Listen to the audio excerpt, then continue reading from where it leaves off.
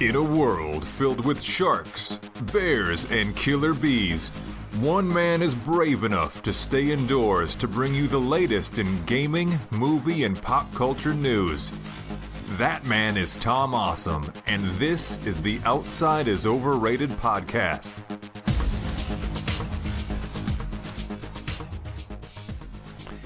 Hello and welcome to Outside is Overrated Game Club. Today we're diving into Clair Obscur Expedition 33 by Sandfall Interactive, a bold and beautiful turn-based RPG with a unique twist on classic mechanics.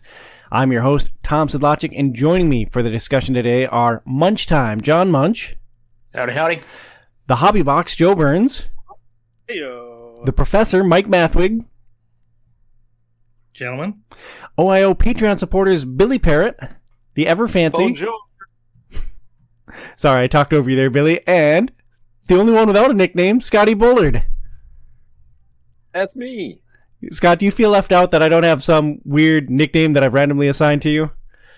Yeah, I would have expected more from you, Tom. Oh, well, we'll just call you the Hammer now. Scotty the Hammer Bullard. How does that feel? Fitting, I suppose. Outside is Overrated is presented by Premier Health. Check out their website at premierhealthmn.com. That's premierhealthmn as in Minnesota.com. In this monthly segment, we play a game with our community and invite our Patreon supporters to join in the discussion.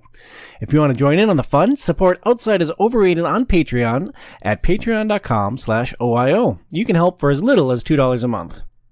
Here's what we're going to cover today. We're going to discuss what exactly Clair Obscur Expedition 33 is all about. We're going to talk about the setting and visual design. We're going to talk about combat and progression systems. And then we're going to discuss our spoiler-free thoughts through Act 1. This game released in April and is sitting at a Metacritic score of 93. So a quick description of the game. The core gameplay loop, Clair Obscur Expedition 33 is a reactive, turn-based RPG where you lead members of Expedition 33 on their quest to destroy a paintress so she can stop erasing everybody. You explore a world of wonders inspired by Belle Epoque France and battle unique enemies in a turn-based RPG with real-time mechanics. The core gameplay loop consists of exploring areas, battling monsters to gain XP, leveling up and unlocking new abilities, and traveling through an overworld map to the next area. So John, I'm going to start with you. I know you've really been enjoying this game. Let's kick this bee off by talking about the world of Expedition 33. When you jumped in, what stood out to you about Expedition 33 and just how long did it take for this game to hook you? Yeah, so about 5 minutes, right? I was hooked. I mean, you start off and just the music and the art and the setting of old Lumiere, like it's a little slow, right? But it's like kind of wading you into this world that it just really stands out, right? And I think what brought me in was in most RPGs, you're starting out and it's like, I'm the hero, or I'm the plucky adventurer, or, you know, it's like grim, dark, gritty, or this or that. And this was just a different take with like real adults in real situations, even though like it's this crazy scenario where like, hey, what if, you know, we all knew we were going to exactly when we are just going to poof die. And it's starting you at that moment of like, oh yeah, these people are experiencing like massive amounts of their friends just disappearing. So I love that. I loved how it brought me into these characters. And like before there are a little combat in there, so it's fun and see what's going to be. But it just really made me be invested in the world and the characters before we even left like the starting area. I think that's really interesting, and I also really enjoyed the opening area and talking to everyone and how they set up the world. But as I was playing it, and as Phoenix watched me play it, she's like, oh man, Brian's going to hate this. I'm like, yeah, Brian is going to hate this. And I was worried that he's going to bounce off right away. So my question for the group is, did we all enjoy Lumiere, or was it too slow for anyone in the group? It was close to being too slow, honestly. But there was just enough neat stuff that I was okay with the kind of wandering and meandering pace that little first, section had. They just added just enough, new things would pop in as you walked around.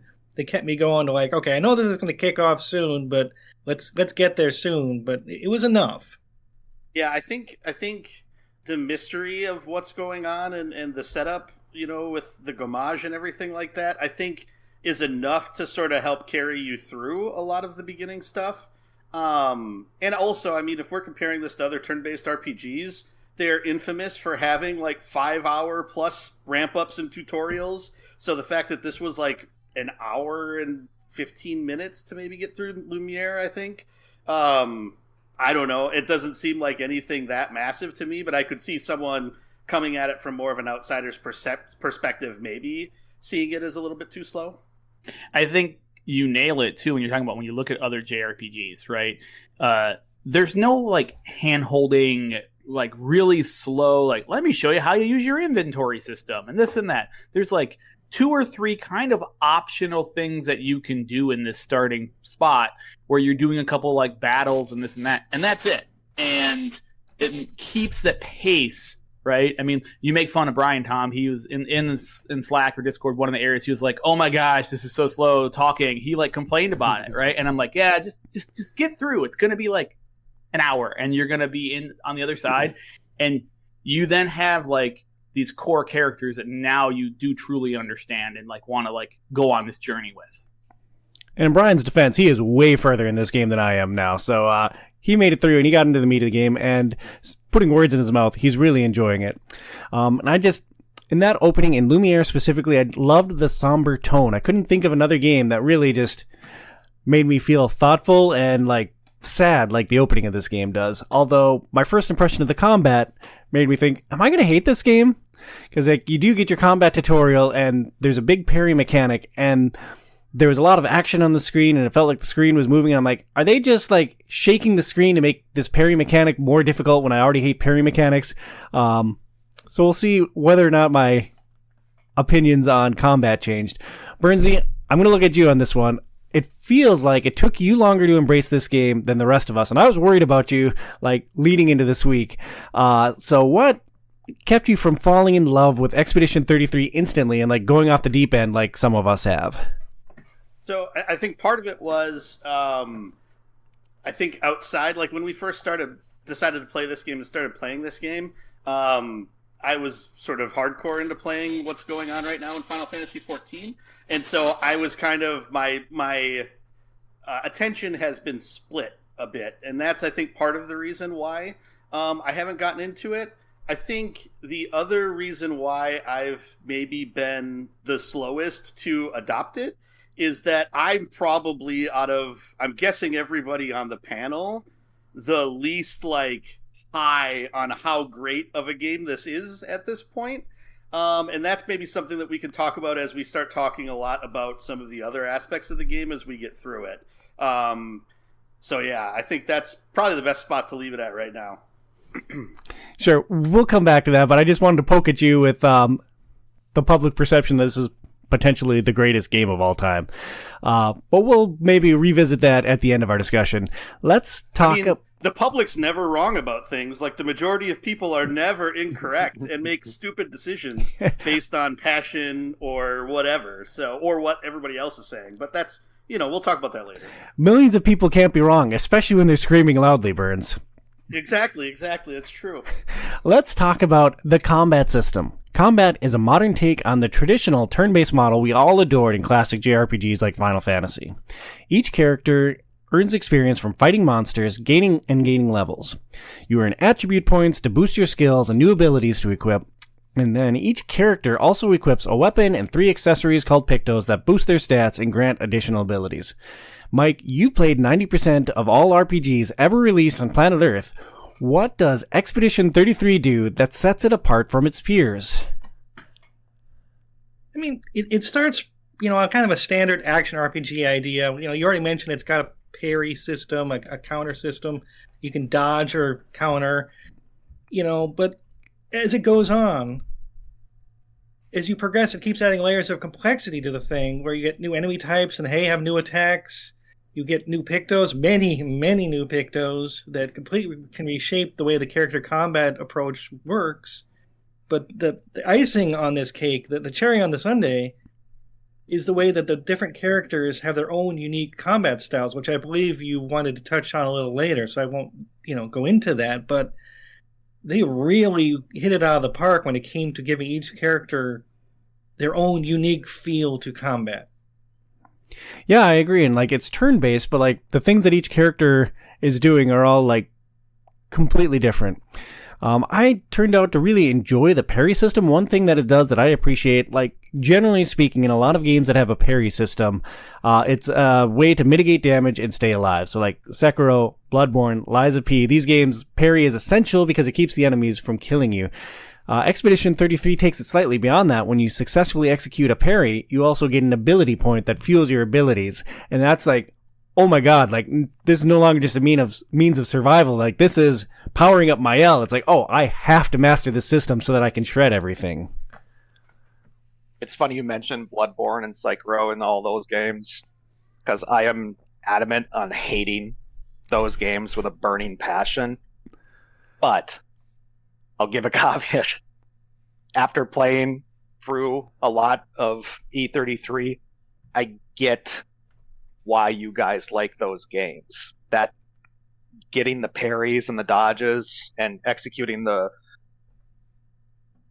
giant hit and stuff like that and staying alive, I'm understanding it more. So I just wanted to let you guys know here live that I get it. I get it. I don't know if I'm ready to jump back into Bloodborne yet, but I get it. So let me just state that here on air in front of all of you. Because I freaking hate those games, so I'm starting to understand. Yeah, Billy gets to finally experience a little bit of the Bloodborne without having to actually play Bloodborne.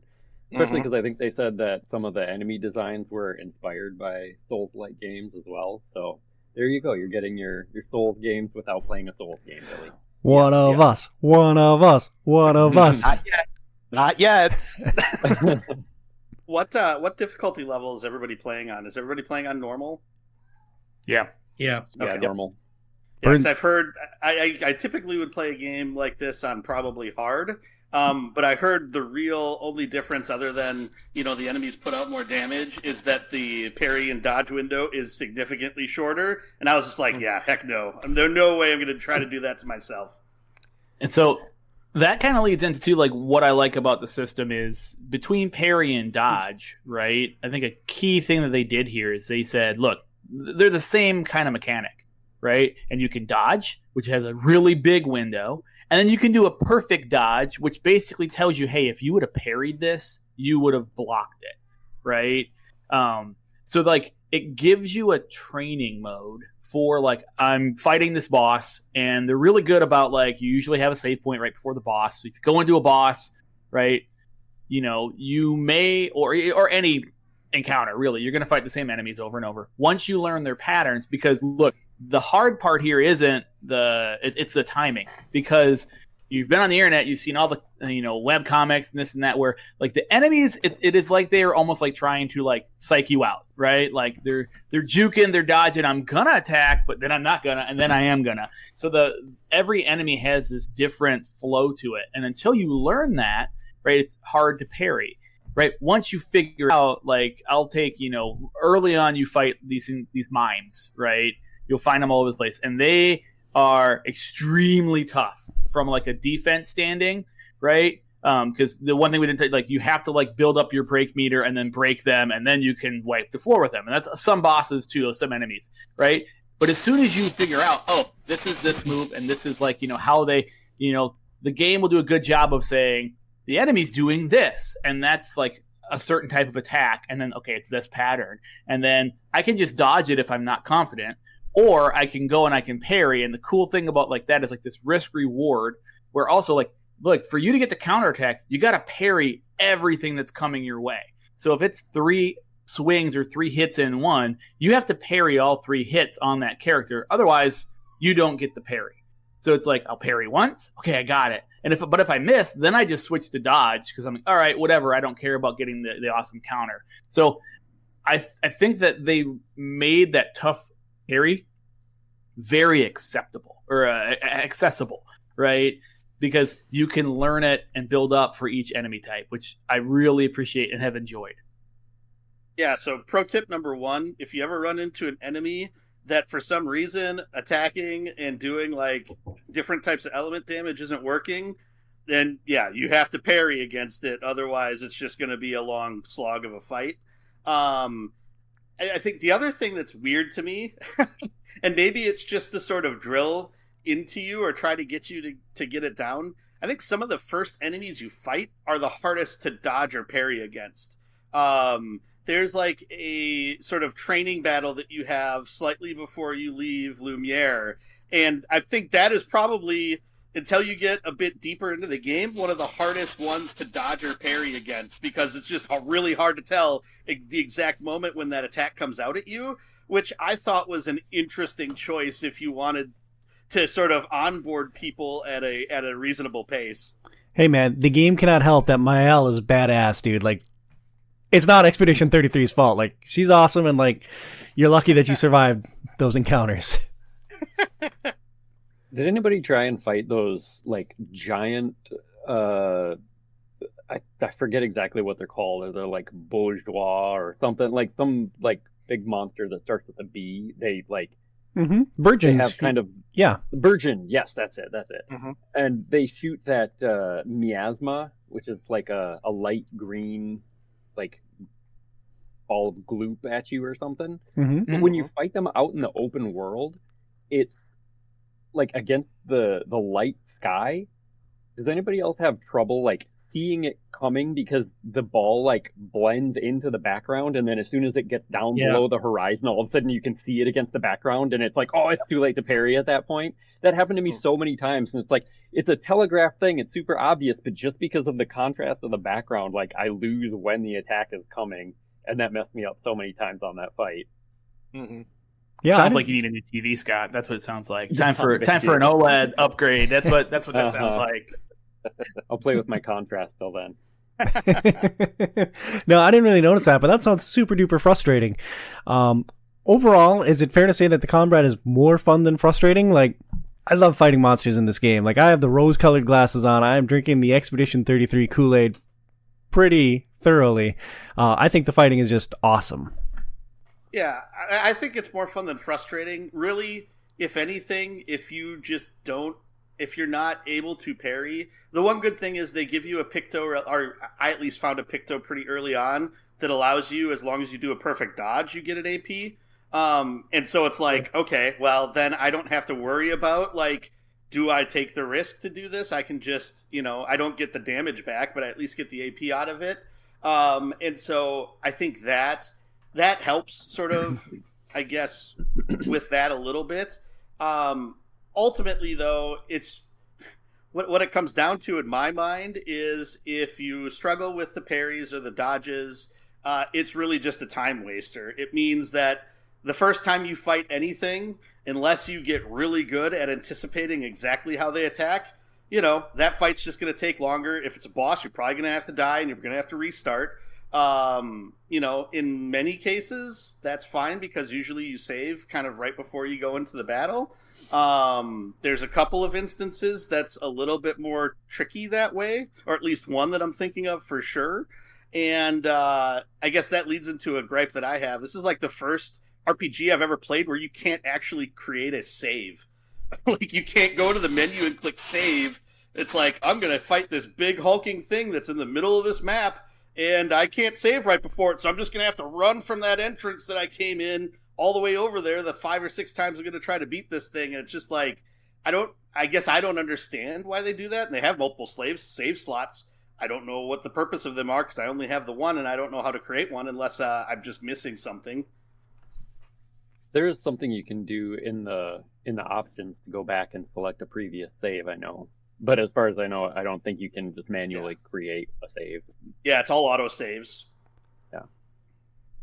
Yeah, I've got to say with the combat, for anybody listening that's just getting into it or is still in like Act 1, I am now going back and like reading up on tutorials for combat, because you can go about hacking and slashing your way through this game and dodging and parrying, but there is so much that I didn't pay enough attention to, which I should have, and that's my own fault, to where like the pictos you use, what is it, if it's 4 battles with the pictos, you actually learn that, and then you can spend Lumina points on other characters to utilize those. didn't even think about that. So I'm sitting with like 3 Pictos per character. They've already mastered it. I haven't even moved on to the other ones to learn those and stuff. So I'm learning further in the game now what I should have actually paid attention to. So I would strongly suggest reading up on how combat can be really, really utilized. And it just makes it so much more fun, too, at the same time. So, yeah, that was a big learning curve for me. Well, that's interesting, Billy, because I glommed onto the Pictos right away, and I saw the system where you master the skill, and it's like, oh, well, I was just constantly cycling Pictos to learn those Lumina, and like to the point where I wasn't even paying attention to the ability. Like as soon as I got a Picto, it would slot right in, and then it's like, well, I'll figure out the optimal loadout later. Like I just got to memorize this stuff. And before I let John jump in, one of the constant rewards that you find in the world is called Color of Lumina. It gives you another point to attach those abilities to your characters. Did any of you also run into an issue where you were paralyzed by fear of like spending those Color of Lumina points on your characters? Because I went most of the first act just stockpiling them without using them before I finally started investing. It's more that I missed how you used them, and I was halfway the first act before I used any because I didn't understand how to get to the screen where you could actually use the stupid things. I was getting really frustrated. I'm like, well, that's the 20th one of those I found. Too bad I don't know what to do with the dumb things. And then I found like, oh, wait, it's right there on the side. It's click. Oh, of course, click L3. That makes sense because you use that all the time in the item menu. But once I did that and I could actually, use more Pictos, it was a lot more fun. Yeah, I think, to Billy's point too, and like to kind of loop it all together, right, with the combat system, the Pictos and how you use them, right? They can actually, like, if you're not good at dodging and you're not good at parrying, you can use the Pictos system to basically build the unbeatable build, and you really don't have to worry about it, right? The one thing that I think a lot of people are missing too is, look, to Tom's point, the skill on the Pictos doesn't matter. What matters is the stat boost it's giving you, and that's what becomes more and more important as this game goes on, right? Because, there's a lot of, like, systems here that I was paralyzed, Tom, too. I was like, shoot, I got all these Pictos. Who do I give it to? Where do I put my stat points? How do I level my weapons? And this and that. So what's the first thing I Googled is, like, do you have a cap, right? And all these things are farmable to some degree. So then I was like, whatever. These are the 3 characters I like, and they're going to be the main ones I play with. I'm going to dump a bunch of the stats in there, and I'm good to go. And like as other characters, as I got additional characters, I'm like, I'll give him a bunch now that I've gotten more, and like give her a bunch or whatever. It really doesn't impact because I'm using their skill combos to just destroy stuff. I'll use Lune, and I just finished like an Act 2 dungeon, and every enemy encounter in there, basically, you have a mechanic where you can shoot enemies first, which is kind of fun, right? You press your L1 to aim or whatever it is, and like you get to shoot a gun with a reticle, and like you can shoot weak points and this and that, and they use it in a cool, fun way in a lot of bosses. And I have her build where that does some really cool stuff with the Pictos she has that are really inexpensive Pictos. So she destroyed enemy A, and then she has like 9 AP, so then she can destroy enemy B, and she'd have 9 AP, and then she like destroys enemy C, and she'd have 9 AP again, and no one else did anything, right? So like, that to me is the fun part of the game, is like I'm not even dodging and parrying. I've built my build in a way that I destroy. Like I lose a fight if an enemy gets an attack on me. That's how I view it, right? If I actually have to dodge or parry, I lose a fight. So you can play with that to tweak your difficulty and tweak how you play. You could say, I'm going to give my guys a ton of health so that I can miss. I can get hit a bunch. I'm going to give my guys a ton of speed and make them fast glass cannons and try and kill everything before they even get a chance to attack you. That, to me, is also like one of the huge things about how the combat system wins, is it gives you that flexibility, and then there's enough, items that you can say, oops, I messed up. Let me respec and get all those points back and try again. That's fascinating to me, John, that you have, such a overpowered opening salvo. I just fought an enemy. This is an Act 2 thing, but I fought the Chromatic Opera, which is 3 flying Nevrons working together. And because they're flying, like you can't hit them with a base attack. You're unlikely to hit them with your skill attack. So the only way that I could find to damage these guys was shooting them and then countering all their attacks. And it was super frustrating, but like, once I beat them, I'm like, yeah, I am good at things. That was so rewarding for me. So I rely a lot more on the parries and the counter system than I do. Well, Miles got a pretty killer opening salvo for me, but generally speaking, I rely more on the parries than just wiping everything out before I can act.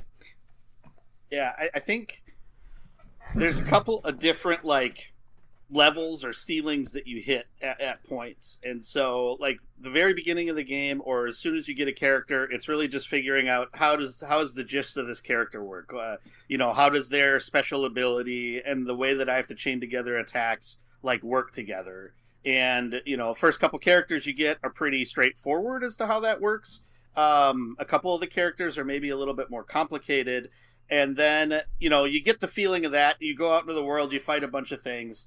And then, you get more and more Pictos to the point where it's like, I've got more Pictos than people. So how do I prioritize which ones I'm learning and everything like that? And then what Luminas are important to put onto there. And then you start to get a handle on how that works. Then, a new character will get worked in, and then that'll sort of change up how your group functions together, and which people do I want to have in which fight, and so on and so forth. So the game does a pretty interesting sort of dance back and forth of like layering some of these things onto each other as you go through and as things get more difficult. And then it will randomly throw into different maps a much more difficult enemy for you to kind of either bash your head against or be like, oh, okay, I'm at a pretty good point at this point then. And so, I don't know. I think it's interesting how they do a good job of setting a lot of that up. I will say, near the end of Act 1, the amount of options, because at that point you've probably unlocked enough stuff for most of your characters that you have like skills that are just sort of waiting on the bench, and you have like a bunch of Pictos and you're not sure. It does start to get a little overwhelming, and you sit in the menus for quite a while being like, okay, do I link this together with this, and how does this work together? If I have this character doing this, then this character should be this. And then you get weapons that will, this one's stronger, but it's not the element that I want this character to have. So what's the balance between that? And even if I get it to the same level. So there's a lot that you start to sort of have to balance as you get deeper into the game. And sometimes that maybe gets a little bit in the way of pushing forward at times, if you allow it to.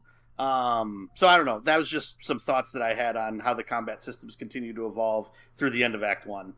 So, Scott, I mean, this combat system's essentially a board game, right? Like it's got tons of card game mechanics in here.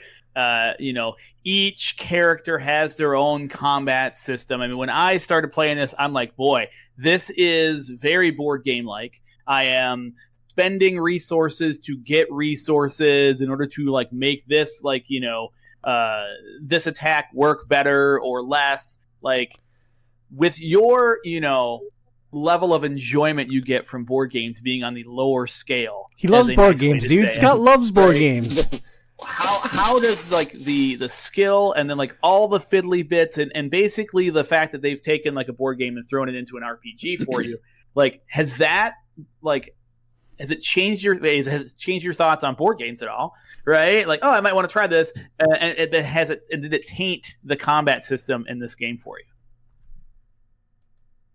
Yeah, it's funny you mentioned that, and that the people complaining about how slow the opening of the game was, which that didn't really bother me at all. But once I got into combat, I felt like it really slowed down, largely because of that. Because I'm like, okay, now I have to like spend 20 minutes reading about what this character does, or like, figuring out every move in their skill tree.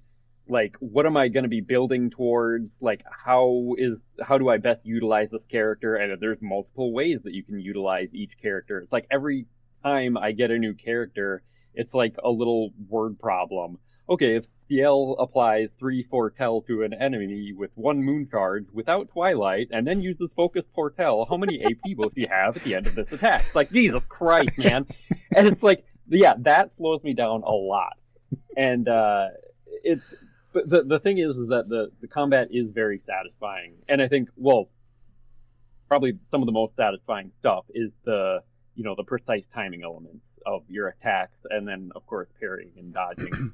So, like, if you could integrate some of that stuff into a board game, put some special effects in there, like, that would make it a lot cooler. Some cool sound effects when you time your attack perfectly and get a...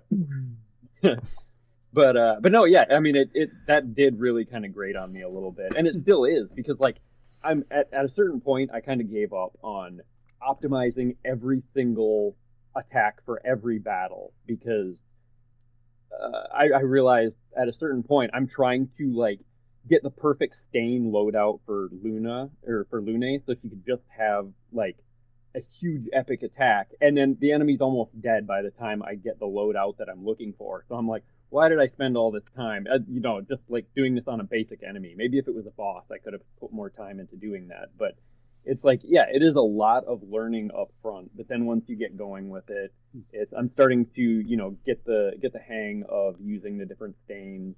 And it's also interesting that they only let you use 6 abilities at a time when you have so many. Like, I was looking forward to, as soon as I started to get a hold of the character, or like get a grasp on how they work, it's like, oh, I'm gonna like add all these other elements in, and then I'll have like this sweet attack plan. And then it's like, no, wait, you have to choose between these 6 abilities and strategize that way. So yeah, there's a lot of learning up front, but it's once you, I think I'm kind of past the learning phase now, which is a big part of the issue that I have with board games, is the learning phase.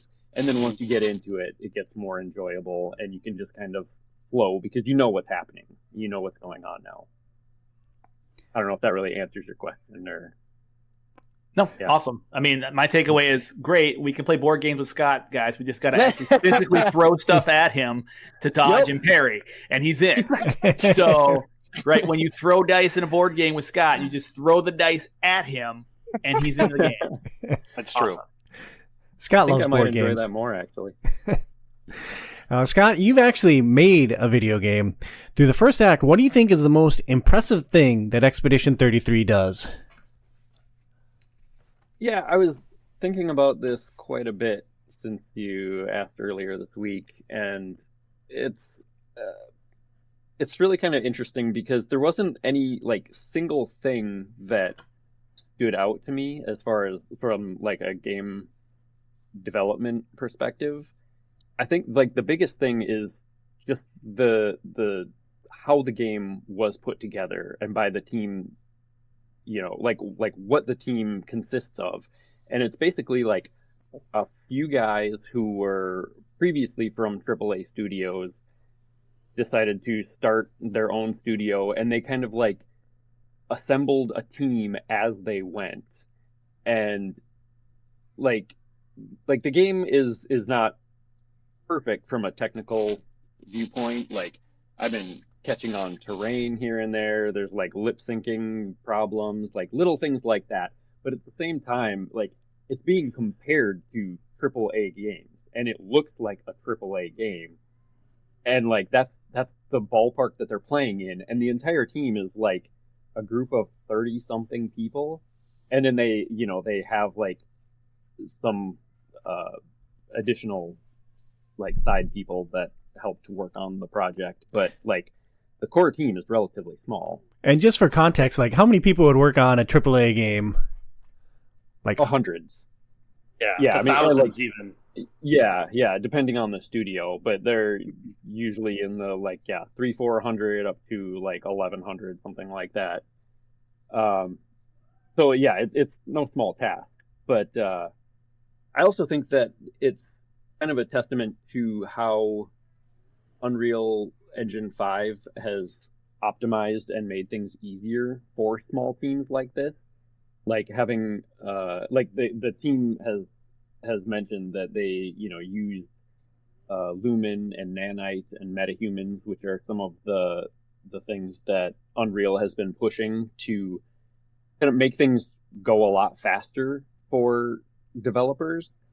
And it really kind of shows you that, like, instead of having to spend several extra months making LOD assets, which is level of detail assets, for like every object in the game, they're using nanite, so they can just use one object and the game will like optimize it for them. And so,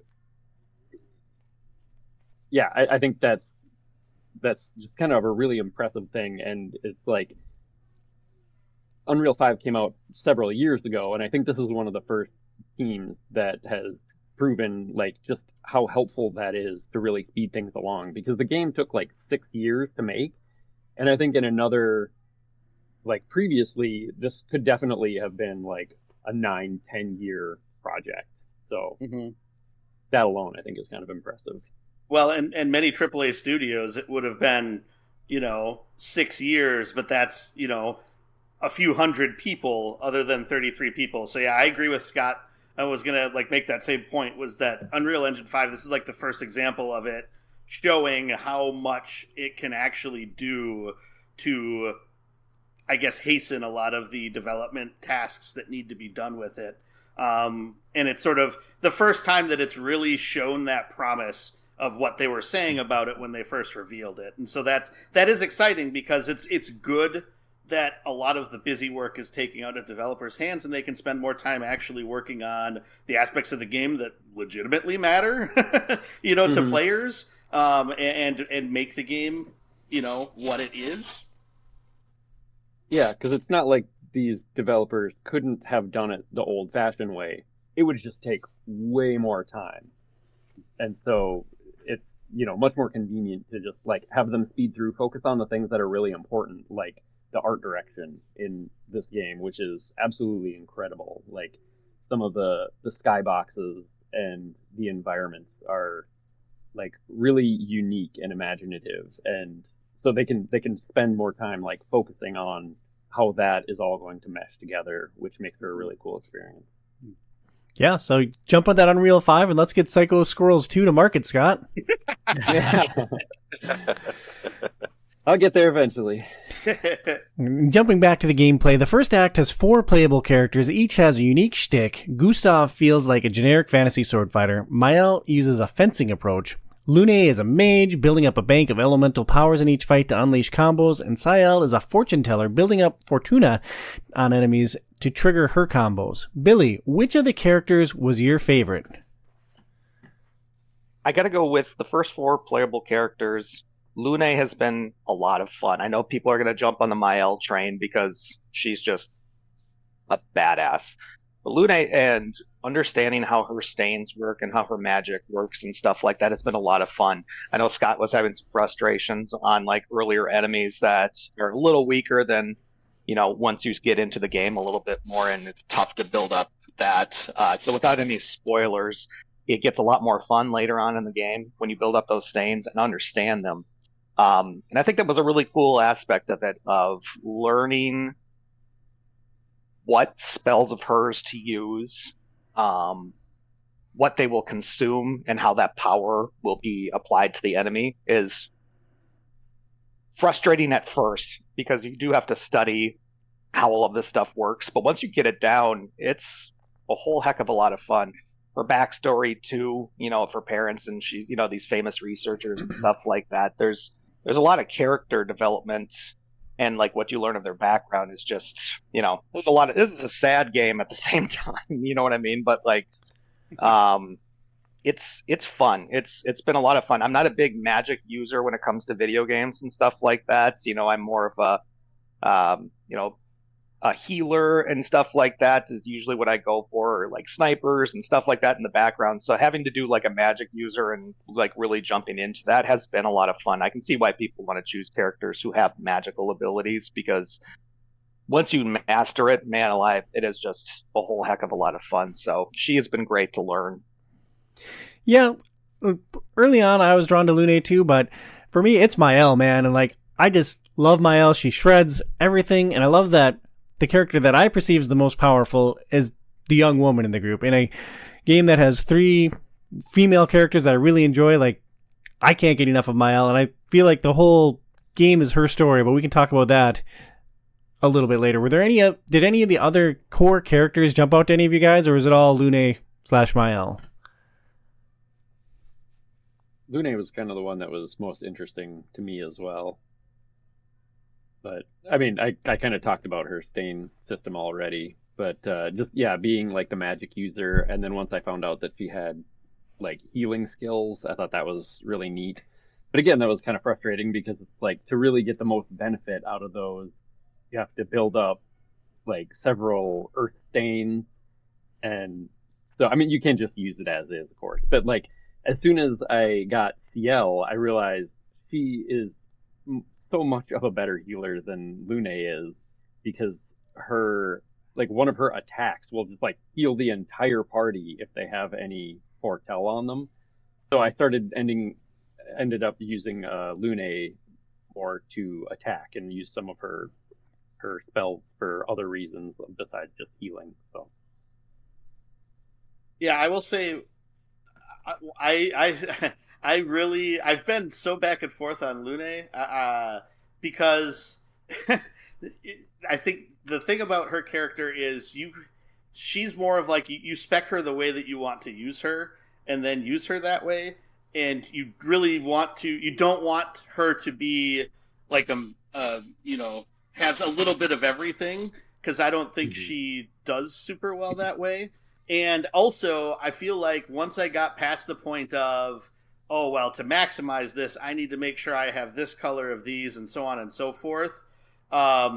Because also, as long as you get to the point where you create the light stains, so not the ones that are specifically elementally fused, but just the white ones that are wild cards, basically, it's just like, well, if I can create enough of those, I can basically do anything. And so I think that once I sort of figured that out, then I was a lot more, okay. So if I want to use her this way, these are the spells that'll help me create those and the combination of them. And there's times where you get against different enemies and it's like, okay, I got to mix up my rotation because, these types of elements are absorbed by these enemies. And so, okay, well, I'm not going to use these at all. After that first couple battles in like that area, it's like, oh, everything's going to kind of be absorbing this type of element. Let's swap it all out and change it up a little bit. And so it was refreshing to have instances where that happens too. And so I don't know. I haven't gotten enough into CL's stick yet to really see some of the extra abilities that'll be there for her. So I'm looking forward to getting deeper into that also. There's something that I wanted to bring up with combat that I forgot, but it came up with Scott's comment about Sial healing. Did you guys use buffs in combat through the first act? Because I just unequipped them all, and I was pure aggression encounters through the entire first act. Like, is that an atypical style, or are you guys more nuclear offensive as well? I mean, I talked about my build where I don't care about... I want death and destruction. It's a failure if the enemy gets to attack. So buffs, I'm not that worried about. I will say, like, I have taken some strategic changes to that as the game progresses, right? And now I am, because I'm closing in on the end of Act 2, and I'm finding combos that utilize buffs in my process that do help me. But initially, no, I was just churn and burn, man. Just pure destruction. Sorry, just to clarify, when you're talking about buffs, are you talking about like Gustav's powerful ability, or like what exactly are you referring to? Or are you talking about debuffs on enemies too? Yeah, right. I was talking specifically about buffing your own party, like Rush, Powerful. Okay. I feel like there's Shell. There's Shell, there's Regen. Okay. Yeah.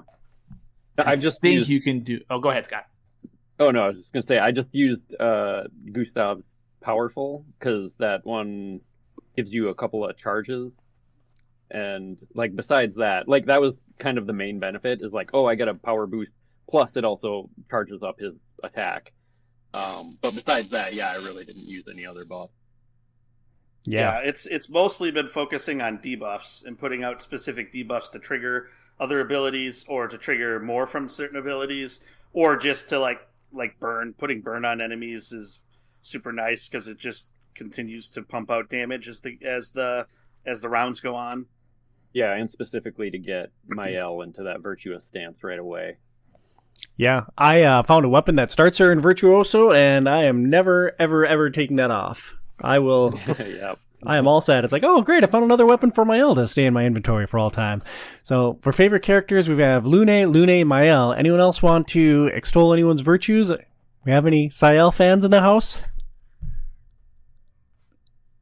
I can't speak for what she's like later because I just got her pretty recently, but she has the best intro. You knew when you went into that whole thing in the Jestro village that they kind of hinted that there was another human there, so you knew somebody was coming. But she's just having so much fun being the Jestro champion that you can't help but like her right from the start. Just off of that, she's just she thought she was the last one alive, so she was just kind of going with the flow and hanging out with these idiotic little creature things and, being a champion. And that's endearing, if nothing else. I haven't quite got my mind around her abilities yet, but I really do like the way they introduced her to your party. Yeah, and I like her interactions in the camp, too. Like, I like Sael a lot. If it weren't for Mael, Sael would be my favorite character. And I think her shtick is interesting. My A-team has basically been, through Act 1, it was Lune, Mael, and Sael, with Gustav in the reserve. That was my setup too once I got the rest of them. For me, it was nice to have Gustav in the mix just because of the fact that you could go through. You knew what his rotation was. It was straightforward, so it's like, okay, I'm doing these actions in this order pretty much always with Gustav. And, I don't know. I liked having that aspect while I'm digging into what I need to do with the other two characters in the party. It was nice to have kind of that sort of set in stone person. Also, duels, Gustav, hands down, was my favorite to use in duels because it was like 1, 2, 3, 4, they're probably dead. And that was about it. And so that was just really nice to have. I'm going to do this, kill. This, kill. I like that you brought up duels, Burns, because there are several points in the game where you send one character up against another singular enemy for various reasons. I always use Mael in those situations, but you get Pictos that benefit you if you're the only character standing. So I would put those on Mael, I'd do the duels, I'd be like, hooray, I win again. Then I'd switch to my regular Pictos.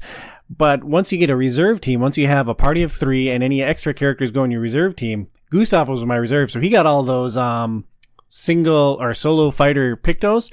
And there are several situations where, the party gets wiped, Gustav comes in, it's like last stand of Expedition 33, and I am perfectly equipped for this. Thematically, for those of you that have completed Act 1, that was how I walked into the climax of Act 1. I'm like, oh, well, I am set up perfectly for this. And we can talk about how that worked out next month. Anyone else want to talk about any characters for any reason, or are we going to move on to our spoiler-free thoughts of the story? I did just want to say one thing.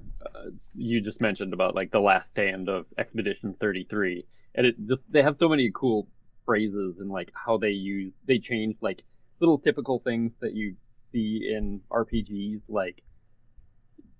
next, but instead of going at the next screen, they say we continue. Just things like that, just little bits of flair that make the game so much cooler. Yeah, the game is awesome style. And I noticed that little thing too, and it's the basic message that they lay down from Lumiere and keep continuing on throughout the game is that we're laying the path for those who come after. So it's always we continue, we move on, and you see how some of the characters struggle against that message. But let me paint the scene as we continue a spoiler-free discussion of Act 1. The game opens with players controlling Gustav in the city of New Lumiere. He's preparing to say goodbye to a special lady. Once a year, the paintress wakes up, paints a number lower on her monolith, and everyone that age or younger just evaporates into thin air, gone forever. After Gustav says goodbye, he and his crew roll out on an expedition. They'll be erased in next year's garage, and they sail off to take down the paintress.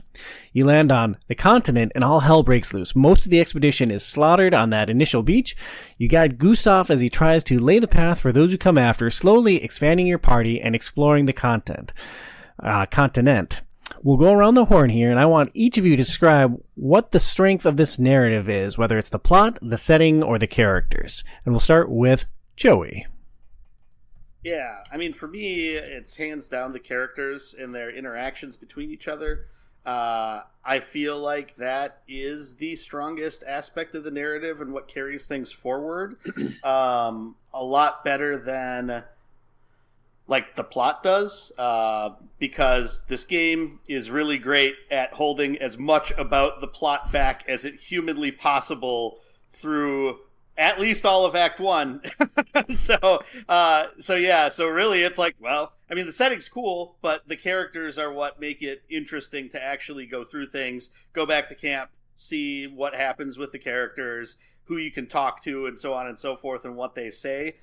That stuff is miles above more interesting to me than anything else that happens in the narrative so far. Well, that's interesting. I'm with you on the characters, but for me, it's much closer. It's a very slight edge to the characters, and it starts out so strong. Like, thinking about after you land on the continent and everyone gets slaughtered and you're wandering alone as Gustav, and the weight that he's carrying, thinking that he's the only one. He is in a dark place, and like, they are not afraid to explore that, and like, he is just about to let go when Lune finds him, and it's like, wow. Like, that instantly had me hooked in these characters and their bond, and how just Lune helped him keep putting one foot in front of the other and keep moving towards their objective, and how she kind of snapped him out of his dark place and moved him forward. Like, they hooked me early with the characters, and that is still the strength for me. John? You muted, my friend. Yeah, so I lean towards the narrative, right? I mean, again, all three amazing, but to me, because the plot's fresh, I love it. I think it's a great kind of story that they're getting through, and obviously the characters are amazing and they carry a lot of weight. But the way that this story and the characters are being used to tell the story, it's quick, it's emotional, and like, it's done so well. So even, Tom, to your point where you're talking about, hey, the plot, Joey, like, hey, they're not really showing you all the plot. Right? You have to work to get that. Hey, these characters are great, but how are they using those characters, right? They're keeping Gustav alone, and then they're doing all these things narratively with how they're using the tools at their disposal to tell a story in a different way than I feel like has been done in video games in a long time. So that's where it lands for me. And Mike?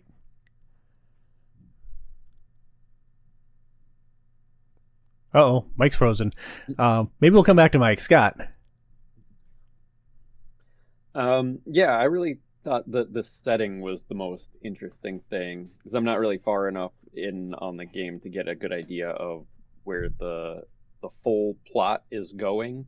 It's like they're leading towards certain things, but they're definitely keeping a lot of it shrouded in mystery, and like, some of that will be figured out later. But just the like, it's especially interesting to have a game set in like a weird alternate reality version of France, or I don't know if this is like our France, but something happened, because there is an Eiffel Tower there that's all like twisted and weird, and it's like, I'm like, what is going on? But then there's rocks floating in the sky, and like everything, there's lanterns floating in the sky, and it's very interesting. Like they almost set it up as in like the whole world is kind of like a mystery, and I don't know how much of that is just supposed to be like cool fantasy stuff that you're not really supposed to think about, but it seems like a very thoughtful game. So it's kind of like they're like, they'll explain some of this later, or they want you to be interested in like why the world looks like it does, or why the characters are in the scenario that they're in. I'm glad you brought that up, Scott. And you mentioned the phenomenal art design earlier. Like, this world, I think, is the most creative setting for a game that, like, I can picture. Like, I think it's on a similar tier to, like, Bloodborne and how they set up the world. And, like, I think the continent and New Lumiere is just so fascinating, and everything looks so phenomenal. Like, it is a joy to just wander around this world and look at stuff. And that's not something that I usually take in a game. Like, I want to push the pace. I want to go fight the enemies. I want to level up. I want to get the better stuff, and I want to go kick the next button in the line. And it's like, there are times in this game when I'm just like, these gestrels look cool. Like, this area is awesome. And like, I am lost in the wonder of Expedition 33. And I think that's one of the reasons that this game stands out so much to me. Yeah, it's also interesting, like, how much they're playing into the Frenchness of the game too. Like, they have, like I said, they already have an Eiffel Tower in there. It's definitely the whole, Belle Epoque France style. and then they have these characters that are just mimes, and you get outfits that are like named Baguette and stuff. It's like, okay, we're like, it's a serious game, but we're not taking that part that seriously. It's kind of fun how much like they're leaning into the like French aspect of it. Agreed. Billy, what's the strength of this game for you? I'm a big narrative and story guy when it comes to games, and this whole paintress thing is just fascinating to me, and it's tragic at the same time because they really tug at the heartstrings in the very beginning of this game with this entity, God, not even God, I don't even know what we would call her, but just this entity, the paintress, and her painting the number, and anybody that age disappears. And just, if you wander around enough in the first act, and especially in the opening of Lumiere, it's weird to talk to the NPCs because, like, they're all sad, but they expect it, and, like, this is just their lives.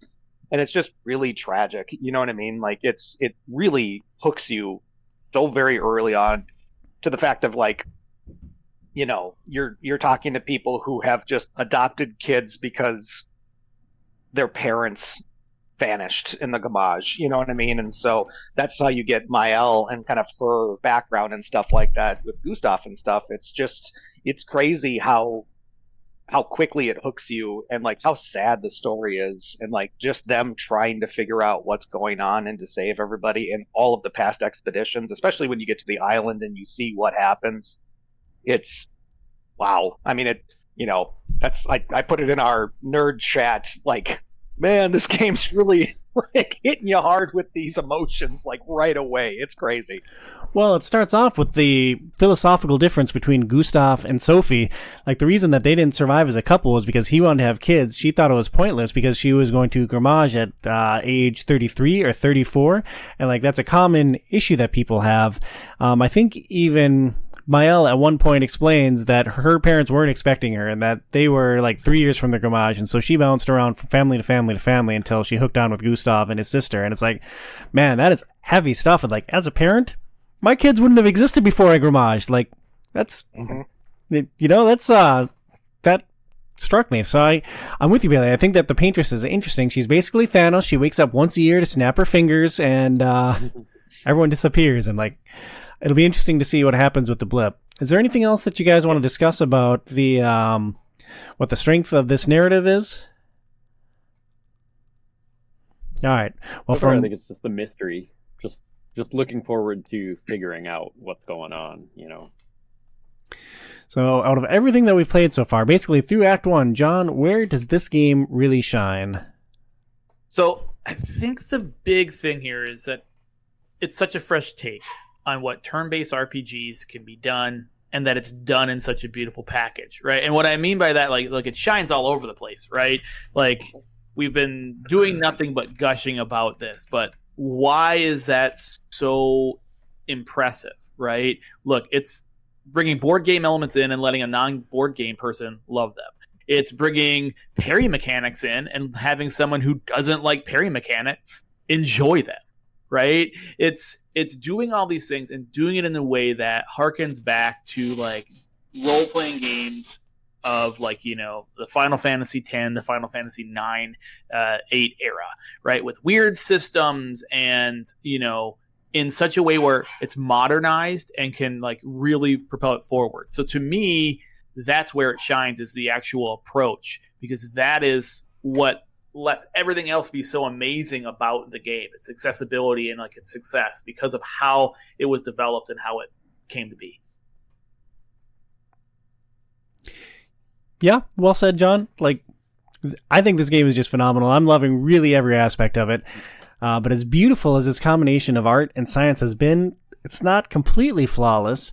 Does anyone want to jump in with a frustration before I go to the one that's like top of mind for me? Why don't you kick us off, Tom? Platforming! The platforming! Yeah. Why do they jam in platforming? Like, it's annoying early on. It's like, oh, there's an item up on this thing. Well, I gotta jump from this ledge to this ledge to this ledge. This isn't Mario. This isn't Ezio. Like, Maëlle is not meant to be jumping from platform to platform to retrieve items. And then there are entire, like, new areas set up, gestural beaches that have like terrain encounters with janky ass platforming, and like, I'm loving this game. I'm mowing through everything. I'm exploring the world. I get Iske. I'm like, oh, a new traversal ability. I'm going to go back and look at all this old stuff. And it's like, oh, a gestural beach. Oh, I have to climb this really high thing. Oh, this sucks. My L just can't climb. Oh, I'm like running across this obstacle course. It's like, oh, well, Gustav apparently can't run in a straight line. I have to be Lune because she floats, and that seems a little bit less janky. And like, just, they tried to lean into platforming in this game, and I do not know why, because they do so many things phenomenally well. It's like, oh, well, I'm just not going to do the gestural beaches. Hopefully there is not an achievement tied to those, because like, I'm just not going to do them anymore, because it is completely frustrating.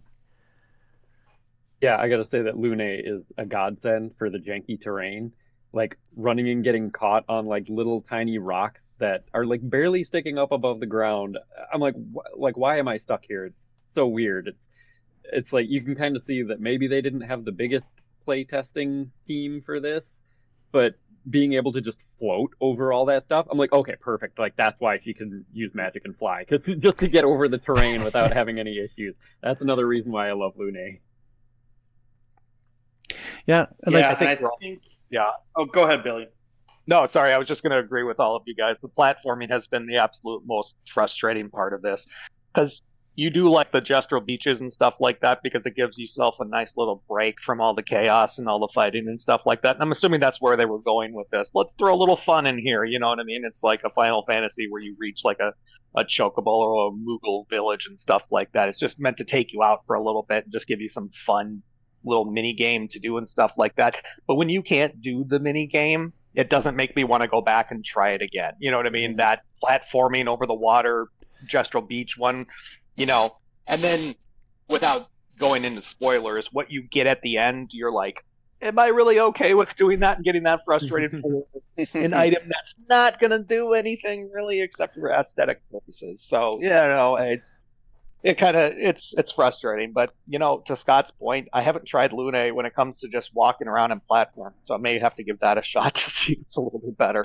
Yeah, conceptually, like, I see it as a change of pace thing. You're right there, Billy, but it's just so poor. It's like, how could they play this and think, oh, this is a fun addition to the game? We shouldn't just slash this out. Like, people need those swimsuits that you get at the end of it. Like, people are gonna love it. And like, the Ascension one really irks me because it looks really cool, and like, it's all these floating things, like, oh, it's like, oh, I gotta jump up to this dresser, and then I have to jump on the ship, and I like walk across the mast because it's laid out horizontally, and then I jump to the next thing. It's like, conceptually, that sounds alright. And like, if I was Ezio from Assassin's Creed 2 on, like, any of the protagonists in AC where like climbing just kind of works, or even give me Nathan Drake, like, give me Aloy, anyone who can freaking climb anything. It's like, oh, here's the ledge that I have to jump to. I look at it, I line it up, like, I'm my least Tom self here, because like, I'm so careful because I want to get that stupid swimsuit at the end of it. It's like, all right, I got it all lined up perfectly. I jump, and Mael just like bonks her head on it, crashes down in the ocean. I'm like, yeah, I did everything right. I was so careful and cautious. And like, oh, there's one earlier where there's a spinning platform that you have to jump onto, and there's a hole in the middle of it. It's like, oh, hooray, I made the jump. I fall in the hole. I'm like, what the frick am I doing here? Yeah. So, as someone who's been like, this game's great, it can do no wrong, it's changing the role-playing landscape, like, yes, I agree 1,000,000% the platforming is silly, and like, I quickly had those exact same experiences and said, I'm done. Like, oh, nope, I'm not even going to worry about the beaches, I'm not playing this mini game, not worried about it, I'm not going to get the Achievo points or whatever, okay, done. I will say that in addition to the platforming, the footsteps for all the other characters, like, that is why I use Lune to run around, because I don't want to hear wherever I'm going. So it's like, it's like, especially because like the whole like vibe of everything is like this surreal, like the music's so good when you're in every zone. I don't want to hear like, you know, Gustav stomping around. So just Lune, give me the float. The one other thing, and then it's a plus and a minus. I don't know how I feel about it, but for me is the lack of a mini map, right? Mm-hmm. And like, it is like, part of me is like, okay, you've taken this out and now I have to explore. Awesome. I get that. I kind of like that.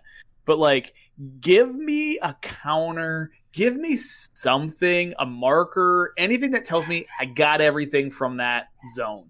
right? I don't need the mini map, but just let me know I 100%ed it and I got all the items, because that drives me nuts that I'm going to like, okay, because it's not like the world is so great in the fact that like it's not like Final Fantasy 13 where it's like tunnel, tunnel, tunnel, tunnel. It's not a map that you can easily just like see because it's beautifully done. So I'm like, boy, did I miss something?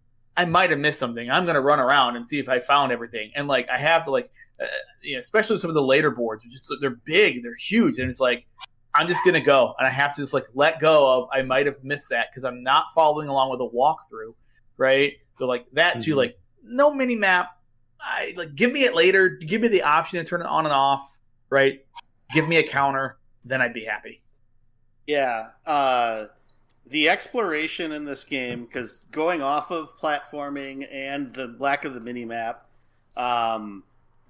the exploration in this game is all style, not a lot of substance. The environments look really cool, and really neat and interesting, and some of them they actually do a pretty interesting job of how like the map kind of interlaces with itself. And how, oh yeah, I'm up above this area that I started out in, and so on and so forth. But when you lump on platforming, sometimes you can jump on certain areas, sometimes you can't, and they all look the same. The invisible walls that pop up in a lot of places. A lot of that, I know, for me anyway, got frustrating. And it just got to the point where it's like, a lot of the designs, because they don't have a mini-map, are made to be like a maze. And ultimately, it kind of just becomes a, you run around in it for however many minutes and you start to learn it, but it does get annoying. That is for sure. Where it's like, okay, they just wanted me to get lost, or they wanted me to get confused, and not try to find all these little chunks here and there, I guess. So yeah, I think... it's carried a lot by the design of the environments, and the design of the actual exploration itself, I think, isn't as rewarding as I wanted it to be. Yeah, and they've kind of said as much as, like, they want you to just explore the environments is why they didn't put a mini-map in there, which I think would be more forgivable if the environments had, like, more, it's weird to say maybe, but specific landmarks. Like some of them are very abstract looking, it's like kind of a wilderness area where like I'll get into a fight with an enemy, and then after I get out of the fight, I'm looking around and I'm like, which way did I come from? Because everything looks the same. If they had like specific landmarks, like some areas do, but like some areas are, it's like everything around you in every direction looks the same. So it's like, I have no idea where I just came from, And you go into the menu, and sometimes the game will change the way that you're facing, and it's super jarring, especially when you're somewhere that's super confusing, because it's like, wait, what the heck? Where was I? What was I doing? Especially when sometimes you go into the menu, you could spend a long time in there trying to like remap abilities or remap different things, and it's just like, okay, I jump out and it's like, oh, what was I doing again? I'm just looking at whatever here, and then I turn around and it's like, oh yeah, I was going that way. Why did it turn me around when that was the way I was facing? That's a wonky thing that I didn't notice. One very minor gripe that I have, there's a lot of areas that are just like a screen, and then you run into the middle and grab a record, and it's like, oh, you get SKA and the map opens up, and it's like, oh, I'm going to go back and look at all those things. I'm excited for all these areas that are on the map, and I haven't touched them yet, and I run, and it's like, oh, it's just, all right, go grab my record, and all right, go to the next thing on the map. Like, that's minor, but it's just like, man, there are too many of those areas where I was excited for something new to explore and just got a single screen. Any other... Oh, go ahead, Scott. That's good to know, because I just got to the area where it like seems to like the exploration exploded. I'm like, oh my god, there's so many places. I got to like the Final Fantasy point where you get to the world map and you're like, oh my god, this world just opened up. Yeah, we're not in Midgar anymore, my dude. What's that? We're not in Midgar anymore, my dude. Yeah, exactly. But knowing that some of them are just small little offshoots kind of like puts me more at ease that I'm not going to have to spend hours and hours and hours going down every single one of these paths. Yeah, just a bummer when it takes longer to get somewhere than it does to like explore the area. Any other gripes, quibbles, concerns with this game before we wrap up with what we think's going to happen? I don't know. I just think, and maybe this is a better discussion for when I'm deeper into the game. For me, hearing a lot of people say that this is like the way that this is the way that turn-based RPGs and RPGs in general should be, like, forever moving forward. I don't know. I guess I don't see this game as that much more of an advancement over a lot of other turn-based RPGs, especially more recent turn-based RPGs, than it seems like the zeitgeist is saying that it is, which is something that's a little surprising to me. There's lots of turn-based systems that have a lot of different aspects to them. They don't have parry and dodge. If parry and dodge is what ends up turning, a turn-based RPGs into something that everybody can play, I guess that's wonderful, whatever. I'm just, my concern about what the industry in general and what, the gaming fans are going to expect is I would love to see more games approach making RPGs like Sandfall Interactive has. The problem is I feel like they're going to look at this and they're just going to try to create a clone of what Sandfall Interactive had done and not look at, these are all of the things that I love from RPGs, and we're going to mix them together in this way that makes it something its own. That is the concern that I have. And we're just going to see a lot of these games where it's like, well, every turn-based RPG has to have parry and dodge, and we can't think about other aspects that we could add to them that would make them interesting. And so I think that's part of it that's been a little maybe surprising to me while playing through the game, is that, and maybe it's just because I've played a bunch of different JRPGs and turn-based RPGs that it's like I kind of understand the pieces that they've pulled from the different places. And it's just like, I don't know. I'd love to see more people do this. I just worry that they're gonna go the wrong way with it. Yeah, I think that's a great point, Burns, and it's kind of like the explosion of Souls-like games, right? Like, I forget which Dark Souls game really like hit the zeitgeist and spawned all of these spiritual successors from all these different companies. I know that like turn-based RPGs have been around since we were kids, and it's a genre that I've always been fond of, and there are modern iterations on it, like Persona's turn-based, right? Mm-hmm. I think Metaphor ReFantazio, is that also turn-based? Also the same studio. So I think I get the concern about a bunch of Expedition 33 clones coming out, but I have a lot of optimism with just the excitement that this game is generating for the interest and the public, and how like it's bringing turn-based. I feel like it's bringing turn-based RPGs back into a very wide breadth of gamers again, and I think that could potentially be really good for the genre. Yeah, and I think, Tom, you're hitting the nail on the head there with that, right? Joey, we're going to see clones, right? Executive are going to executive, and they're going to say, oh, this thing's awesome. What did it do? Make that. I need you to make me an Expedition 33. Make me that. Make it weird or make it French, or they're going to pick whatever they think they see in a headline and they're going to do. Give it loot boxes, online co-op, game as a service. Yeah, right? Like, so give me Destiny Expedition 33, huh?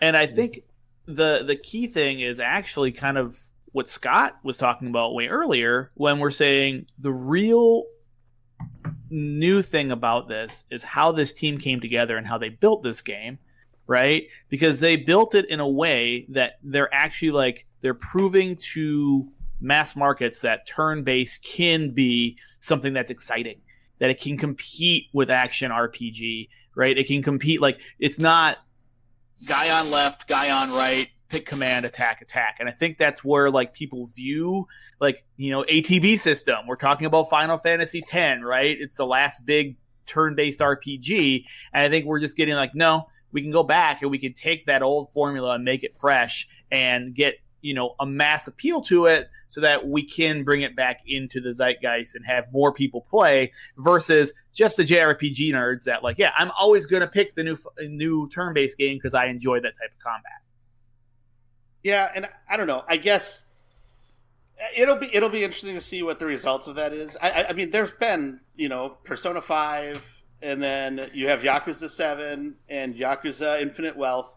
I mean, there's been a lot of, I think turn-based RPGs have been growing in popularity. And so I don't necessarily see that this was a vast leap forward past a lot of those things. And not that it necessarily had to be. And so, and then the other conversation that really irks me is that it just gives more fuel to the fire of the only way Final Fantasy should be is turn-based community. And that frustrates me to no end because I'd rather have them keep trying different things and trying new things than, let's just revert back to what worked with 10 and just do another 10, but it's going to be 17, or we're going to make the next game is going to be it's going to be Clair Obscur, but Japanese, but Final Fantasy.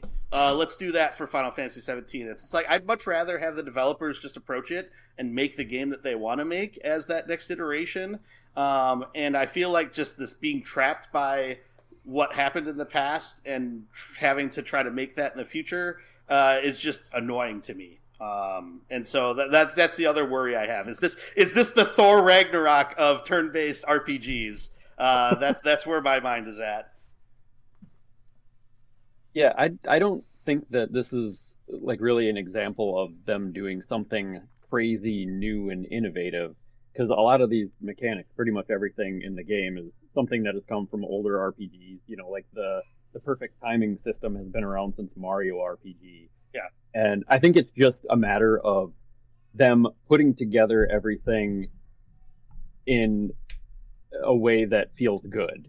And like they're doing it well, They're like they're making an interesting story, they have interesting characters, the gameplay mechanics are fun. It's just like they're just like hitting on all these aspects, and it's not that any of it is like never been done before. It's just they're doing a very good job of presenting all of these elements in a way that's fun and engaging to the audience. That's just kind of how I see it. Yeah, and I agree, and I won't lament on this for a long time because I brought it up earlier. It makes me want to learn this game and how to do it really, really well, combat-wise and all that stuff. I get it now, and like I stated before, I understand now why Bloodborne and Souls-like games can be satisfying when you understand how combat works, when you understand how parrying works. And I don't know what it's been about this game, but it's making me want to learn how to do things the way that the game developers wanted people to do these combat systems and stuff. You know what I mean? Perfect dodges, parries, all that stuff. It's making me want to do it. So again, I got to go through the entire game to probably give a more definitive answer, but it definitely is keeping me hooked. You know what I mean? So I got to give it up to them for doing something right, to where a guy that doesn't like Souls games now is understanding why these things are really cool to people who love those games. Yeah, and hopefully it works for the other people that were really big fans of Souls games and gave this game a shot because of that, are more interested to go back and play things like Metaphor ReFantazio and Yakuza and some of the older Final Fantasy games even, to see what other turn-based RPGs are like, because they can be great and they can be a lot of fun. Well, this game is great, and it's a lot of fun. Billy, as we're working our way through the rest of this game, what do you expect to happen? What do you think is going on in Expedition 33?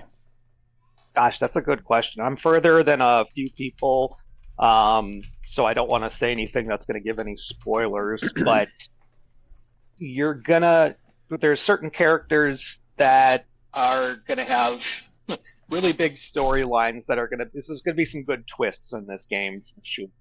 And so I'm not going to go into it. I'm going to leave it as a mystery to anybody that's listening and to people who haven't gotten as far as I have. But I'm really looking forward to continuing this game and seeing where it goes. And I'm just having a blast along the way. Speaking for John, I think you're in a similar boat to Billy and wanted to recuse yourself from this question. So, Scott, what do you think is happening in this game? I think I'm the furthest behind, so you could. Well, I don't know. Do we want to? I don't know how much we want to go into any spoilers because we're still just supposed to be talking about Act 1 stuff. But, yep, no spoilers. This is pure theoretical. Like, what do you think is going to happen? What do you think is the big mystery at the heart of this? Well, I think maybe it's just me, but there's something weird going on with the old white guy, or the old guy who has white hair, and has the younger gal. What's her name? It's Renoir, and I forget the lady's name. Renoir. And yeah, his like younger assistant, whatever. They look suspiciously like Gustav and Mael to me, which I don't know if that's just a coincidence or they're supposed to be kind of playing into that, making you think that, and that's going to throw you off. I don't know, but I have a weird like suspicion that that's like an older version of Gustav and something weird that happened to Mael. Yeah, playing off that, I've had this theory since midway through Act 1. I feel like this is Mael's story, and like I feel like I don't know if Mael is dead or dying or in a coma, but like I feel like all of this expedition is inside Mael's head, and like I think that the people around her are all important people in her life, and I think like I assume that the further we go, the further they'll peel back that onion, and it's going to be more and more about Mael, because like there is a character that I've encountered that looks just like her, and it's like, what is the reconciliation here? Like, what is the connective tissue between Mael that I've been running around with and this other like version of her? And there's definitely something weird with her dreaming and like having these visions and seeing stuff that no one else is having. So that kind of alludes to her playing a more prominent role as well. Yeah. Burnsy, you want to jump in with any thoughts on where you think this is going? I mean, I'm on the same line as what Scott was saying. That's kind of what I've been thinking through the end of Act 1. So yeah, I don't know. I'd be interested to see what other characters we end up getting, if any. Because, it's possible that there's more expeditioners that could be randomly found somewhere, I guess. I don't know. And maybe that's just not going to happen. So I'm interested to see what happens with that. Yeah. I'm looking forward to the resolution with Mael. That's going to wrap up the first part of our discussion on Clair Obscur, Expedition 33 by Sandfall Interactive. Mike got dropped off of Discord. It crashed on him, and he said that we had to carry on. So that was kind of a nice touch that he texted me. Thanks for joining us, Mike. We continue. We continue. Next time, we'll dig into the story twists, the character arcs, and how the combat and other systems evolve. Don't miss it, and play along with us if you haven't already. I hope you'll jump in and play with us. Please support Outside is Overrated at patreon.com/OiO. And for John, for Billy, for Scott, for Joey, and for me, and Mike. And for Mike, we'll talk to you next month. Stay inside, kids. Those who come after. Au revoir.